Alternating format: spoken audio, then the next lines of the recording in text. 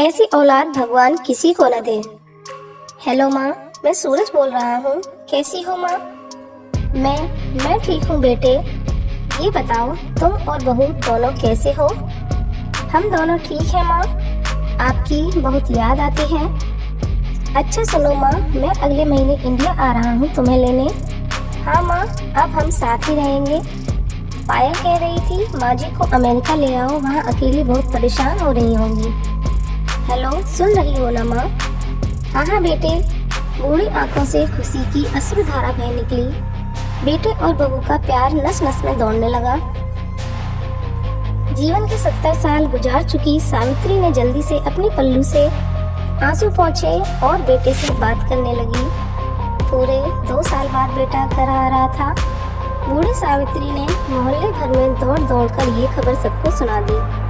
सभी खुश थे कि चलो बुढ़ापा चैन से बेटे और बहू के साथ गुजर जाएगा। सूरज अकेला आया था। उसने कहा कि माँ, हमें जल्दी ही वापस जाना है, इसीलिए जो भी रुपया पैसा किसी से लेना है वो लेकर रख लो, और तब तक मैं किसी प्रॉपर्टी डीलर से मकान की बात करता हूँ। माँ ने पूछा, मकान? हाँ माँ, अब ये मकान बेचना पड़ेगा, वरना कौन इसकी देखभाल करेगा? हम सब तो अब अमेरिका में ही रहेंगे। बूढ़ी आंखों ने मकान के कोने कोने को ऐसे निहारा जैसे किसी अबोध बच्चे को सहला रही हो। आनन फानन और औने पौने दाम में सूरज ने मकान बेच दिया। सावित्री देवी ने वो जरूरी सामान समेटा जिसे उनको सबसे ज्यादा लगाव था। सूरज टैक्सी मंगवा चुका था। एयरपोर्ट पहुंचकर सूरज ने कहा, माँ तुम यहाँ बैठो, मैं अंदर जाकर सामान की जांच और बोर्डिंग और वीजा का काम निपटा लेता हूँ। ठीक है बेटे। सावित्री देवी वहीं पास की बेंच पर बैठ गई। काफी समय बीत चुका था। बाहर बैठी सावित्री देवी बार बार उस दरवाजे की तरफ देख रही थी जिसमें सूरज गया था, लेकिन अभी तक बाहर नहीं आया। शायद अंदर बहुत भीड़ होगी सोचकर बूढ़ी आंखें फिर से टकटकी लगाए देखने लगती। अंधेरा हो चुका था। एयरपोर्ट के बाहर चहलकदमी कम हो चुकी थी।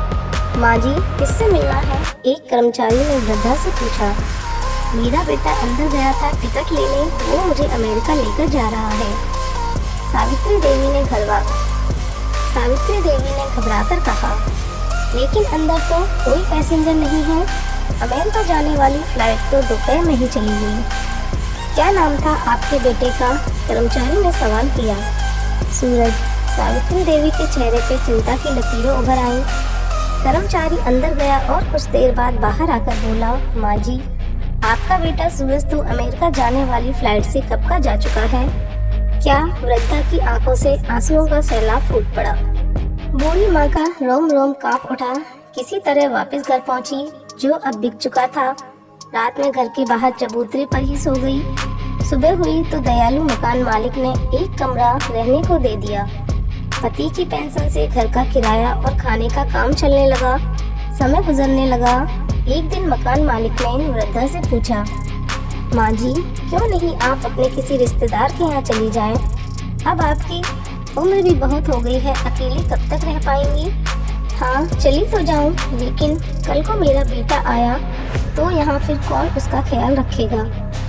ये सब सुनने के बाद आँख से आंसू आने लग गए। दोस्तों, बेटे ने माँ के साथ क्या किया, लेकिन फिर भी माँ की ममता बेटे के लिए कम नहीं हुई। दोस्तों, आप सभी से हाथ जोड़कर विनती है कि माँ बाप का दिल कभी मत दुखाना। तो कैसी लगी आपको ये कहानी? अच्छी लगी हो तो लाइक कर दीजिएगा, चैनल को सब्सक्राइब कर दीजिएगा।